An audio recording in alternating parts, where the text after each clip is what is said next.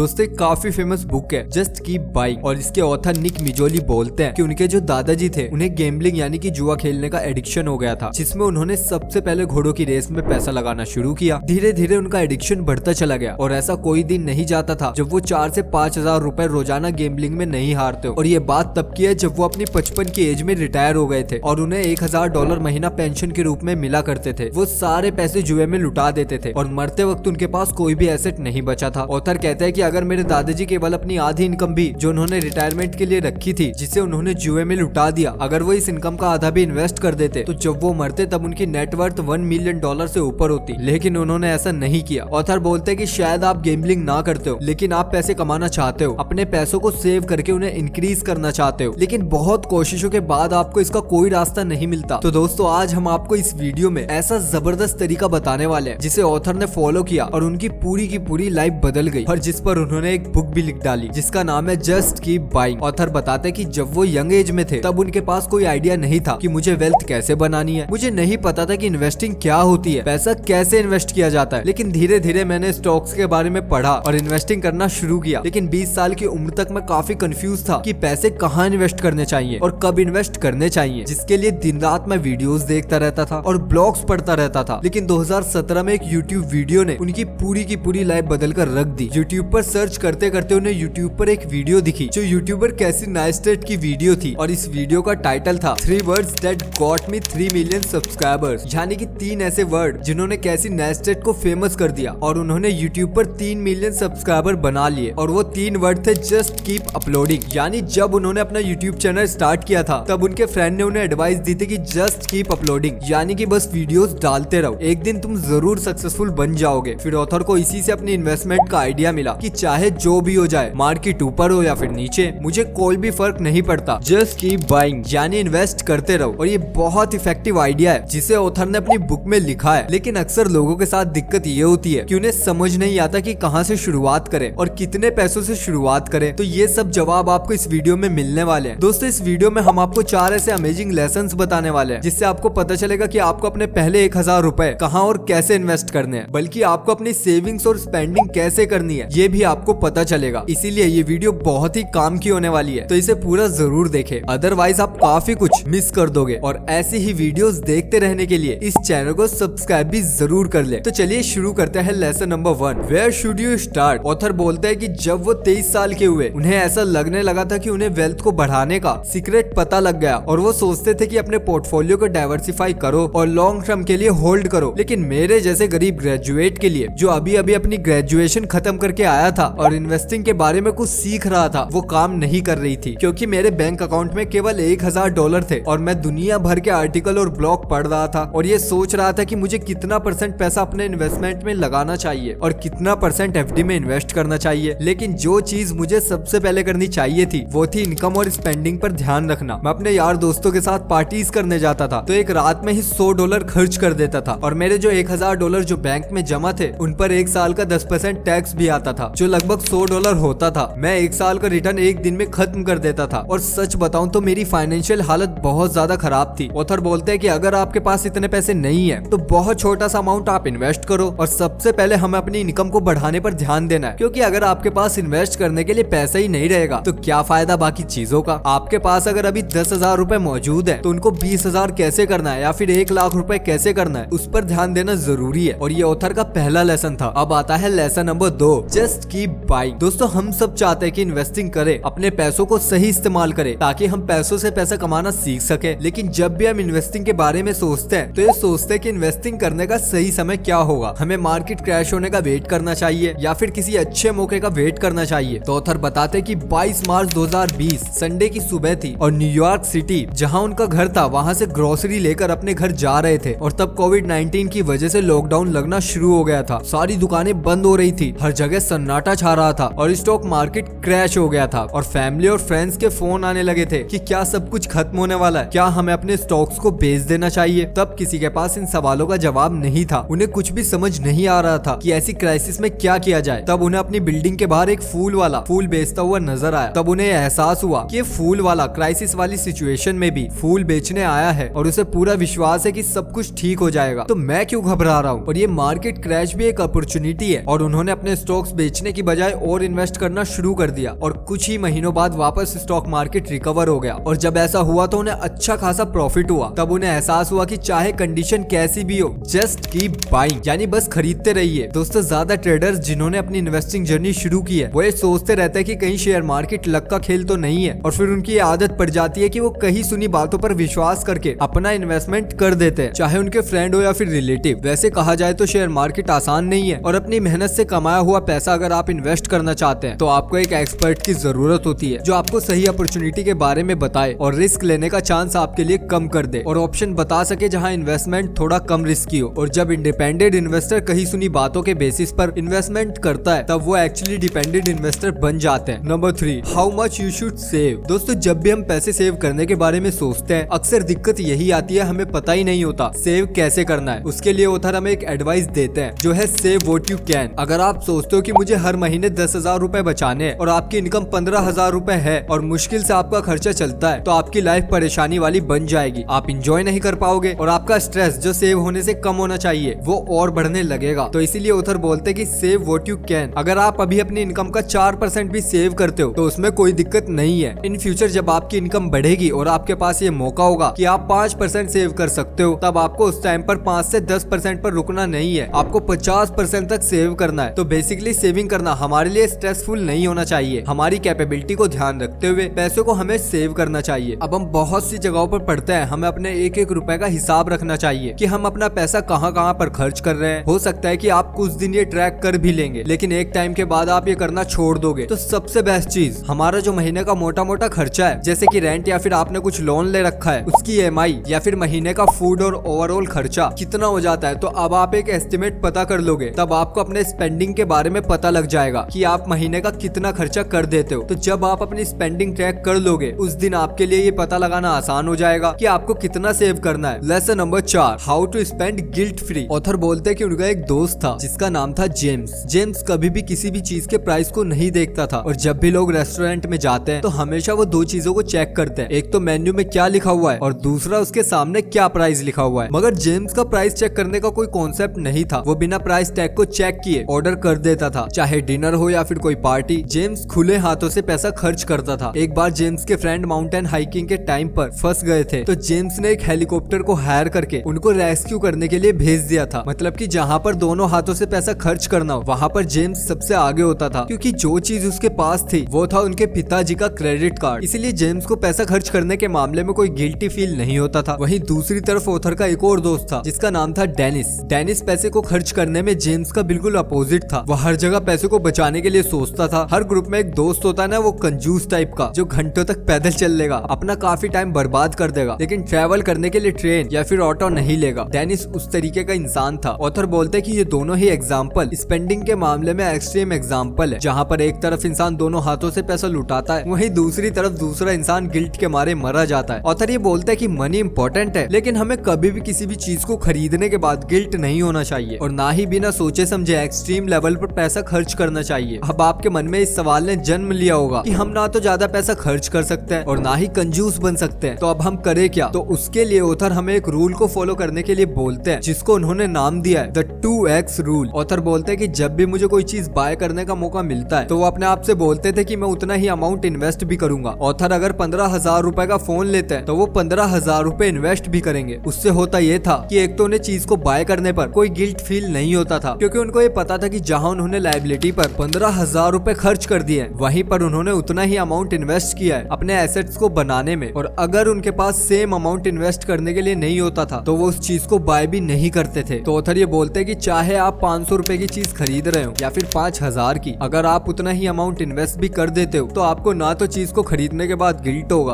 और आपको फायदा ये होगा कि आपके अंदर इन्वेस्टिंग की एक अच्छी आदत बन जाएगी। तो दोस्तों, ये थे इस अमेजिंग बुक से 4 लेसन्स, जिनसे होपफुली आपको बहुत कुछ सीखने को मिला होगा। आई होप आपको इन्फॉर्मेशन अच्छी लगी होगी, और अगर आपको इन्फॉर्मेशन पसंद आई है तो प्लीज यार इस चैनल को सब्सक्राइब कर दो, वीडियो को लाइक कर दो। मिलते हैं बहुत जल्द आपसे अगली वीडियो में, तब तक के लिए बाय बाय, अपना ख्याल रखिएगा।